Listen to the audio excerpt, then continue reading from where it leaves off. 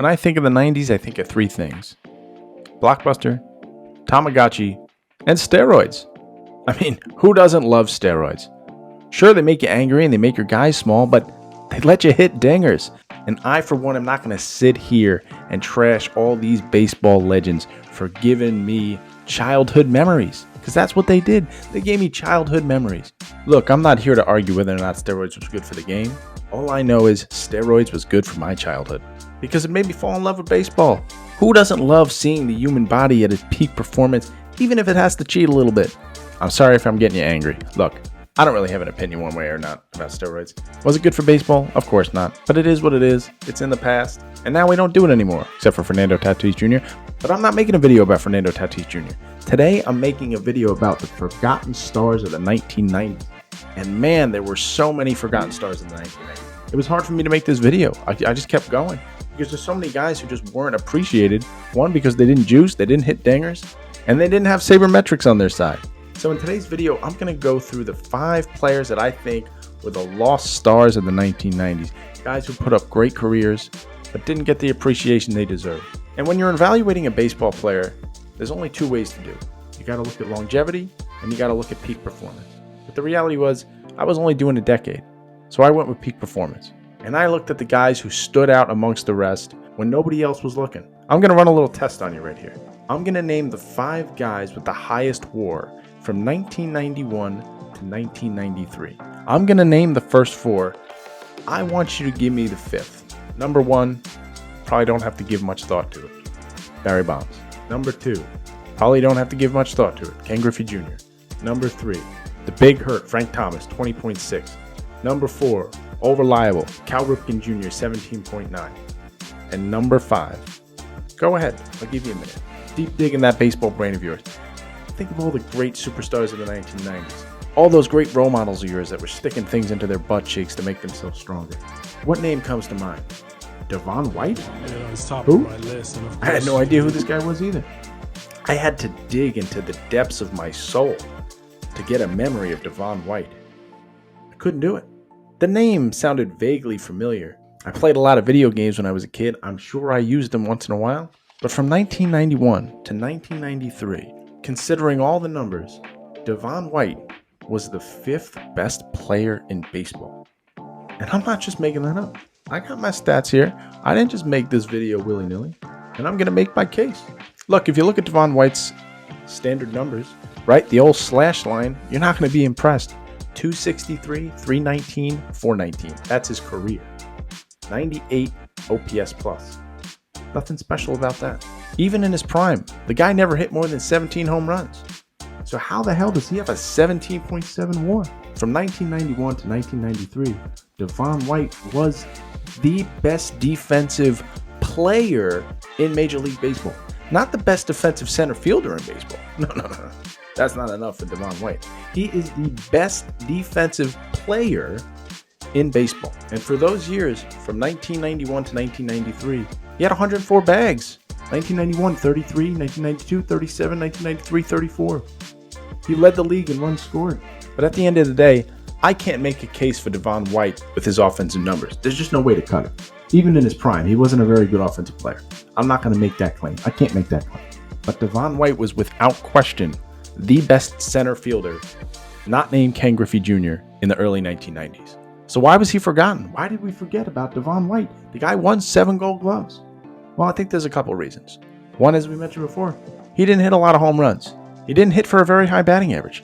He didn't get on base a whole lot. He didn't drive in a lot of runs. He played for 5 different teams.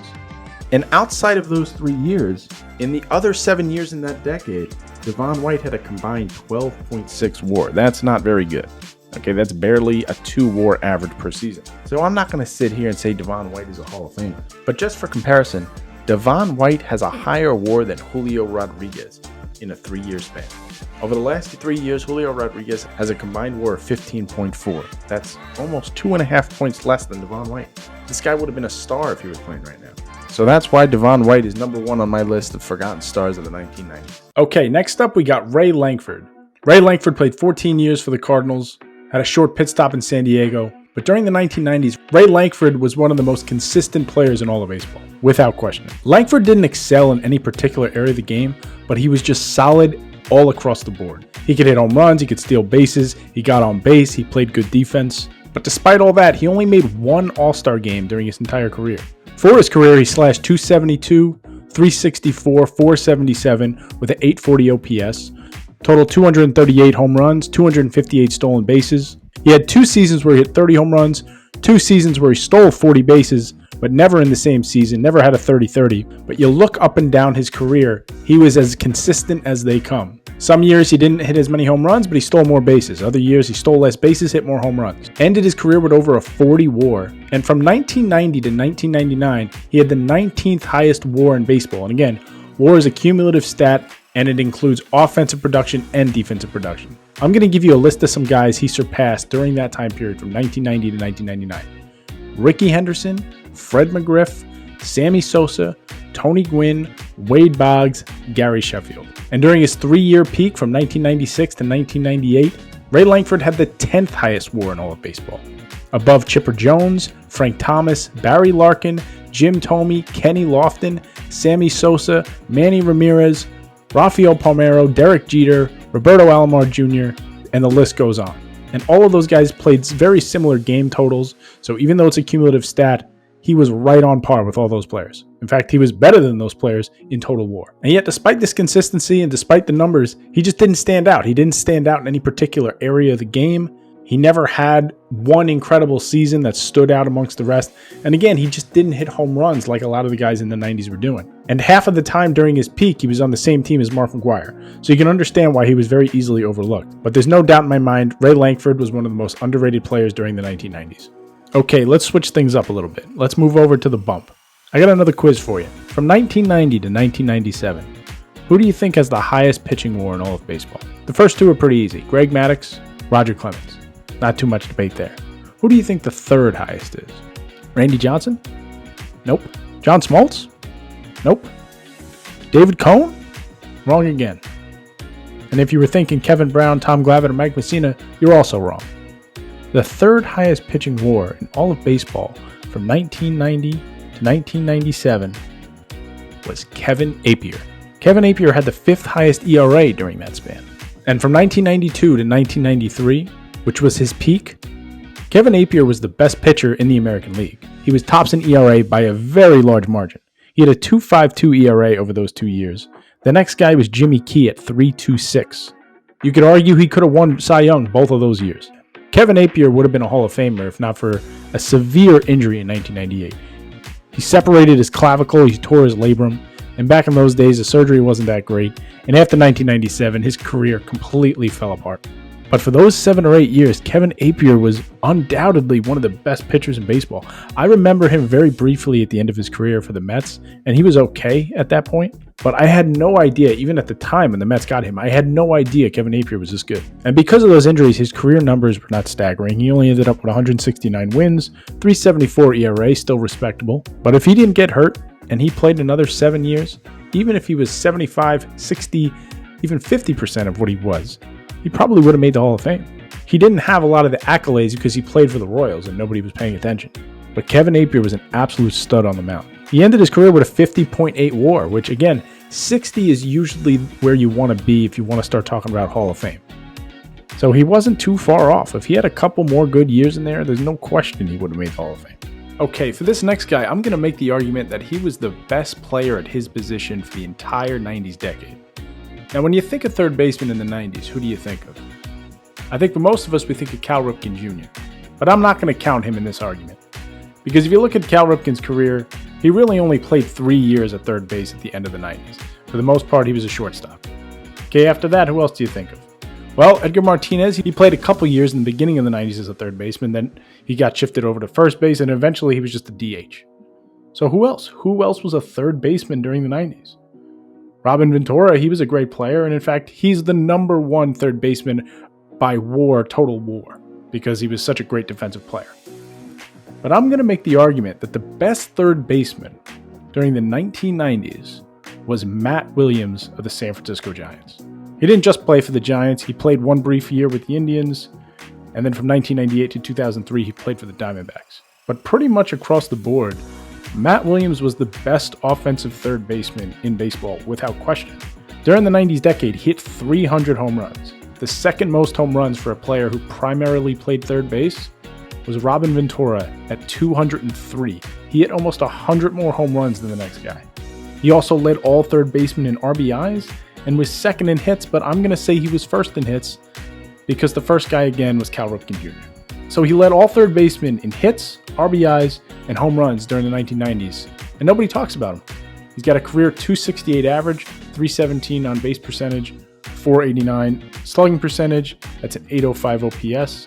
He had a total of 378 home runs in his career, and there's really just no debate here. It's pretty incredible how much better he was than everybody else, and nobody knows who the hell he is. I mean, I remember him at the end of his career with the Diamondbacks just because I was probably around 8 years old when he was playing, and I remember I liked watching the Diamondbacks. They were a new team at that point, so I knew who he was, but I had no idea he was the best third baseman in baseball. I mean, just more numbers here. He hit 30 home runs 6 different times.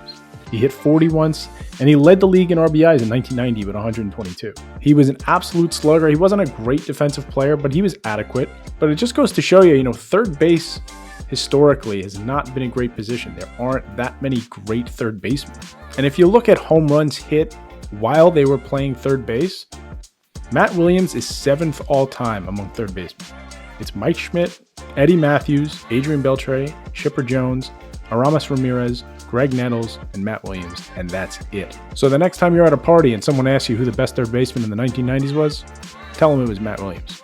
Okay, and the last guy on this list, I'll be quite honest, I had absolutely no idea who the hell this guy was, which is pretty rare for me. I am a baseball nerd through and through, but this guy has never been on my radar. I've never seen him in a video game. I've never seen him anywhere. The only reason I can come up with is because he played a very short career, and he played for one of the worst teams during that time period, the Baltimore Orioles. This last player is Chris Hoiles. Chris Hoiles was a catcher for the Baltimore Orioles, and he was a full-time player from 1991 to 1998. And in that time, Chris Hoiles hit 151 home runs as a catcher, which was third amongst all catchers behind Piazza and Tettleton. His career slash line was .262 with a .366 on base, a .467 slug, and an .833 OPS. He's the third highest WAR amongst all catchers behind Piazza and Pudge. He was above average defender, so he wasn't a bad defender. He's above average. He ranked 13 in total defense, which measures your defensive value relative to your position. Just some other numbers for you. He was 5th in WRC+. He was 5th in slugging percentage. He was 7th in on-base percentage. This guy was one of the best offensive catchers in the game. I've never heard of this guy. Now, granted, I'm a Mets fan and mainly watch National League Baseball, so there's a good chance I just didn't see the guy. I'm sure if you were a Yankee fan, you knew who he was. But I have never heard of this guy. So that does it for my 5 forgotten stars of the 1990s. Thanks again for checking out the video. If you liked it, please like and subscribe and share with your friends. And if you like this kind of content, please comment below and let me know what other topics you'd like me to cover. And I'd also love to hear from you. Who are some forgotten players that you remember that you think were underrated?